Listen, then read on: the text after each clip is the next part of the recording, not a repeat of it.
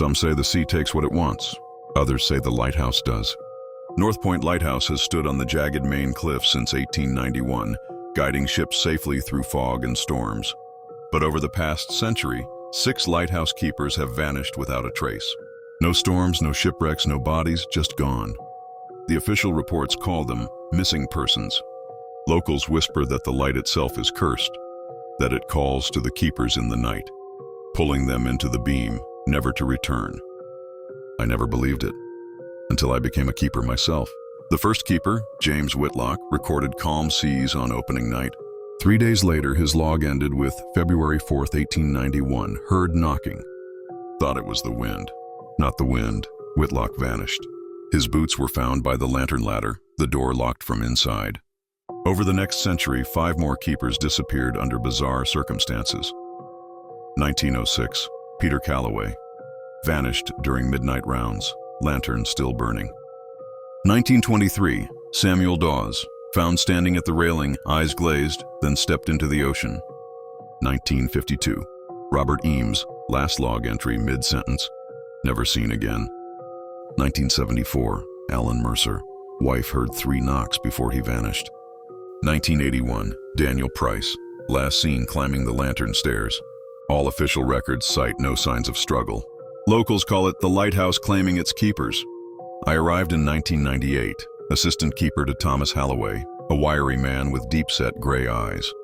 He handed me a brass key and said simply, "Lock the door at night. And if someone knocks, you didn't hear it." The first weeks were uneventful. I tended the lamp, monitored weather, and kept the log. Then November fog rolled in, thick and heavy. That's when the knocking started. A single deliberate knock on the oak door. I checked outside, nothing. No one. The next night, closer. And the night after that, inside.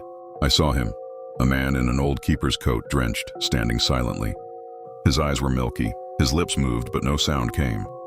He appeared closer each night, sometimes in the hallway, sometimes just beyond the lantern's glow. The beam itself seemed alive. Shadowy forms moved inside it, writhing as if trapped. I felt an urge to step forward, drawn by the light. Halloway yanked me back. That's how it starts. January storm. Calm morning, Halloway gone. Bed empty, boots by the door, coat hanging. The lantern's beam turned as always. In the glass, shadows moved, faces of past keepers, including Halloway's. His mouth moved silently as if speaking. The logbook held a final entry. They're not coming from the sea. They're coming for the light. Alone, I hear the knock still. Sometimes at the door, sometimes inside the walls. The fog carries whispers of names, past keepers calling, or maybe warning me. Figures appear in the beam during storms, tall, wet, pale, eyes blank. Their movements slow, deliberate. And I feel the pull, the urge to climb the spiral staircase, open the lantern hatch, step into the light. If you ever take a lighthouse keeper job, remember, the sea isn't the only thing that hungers here. And if you hear the knock, don't answer.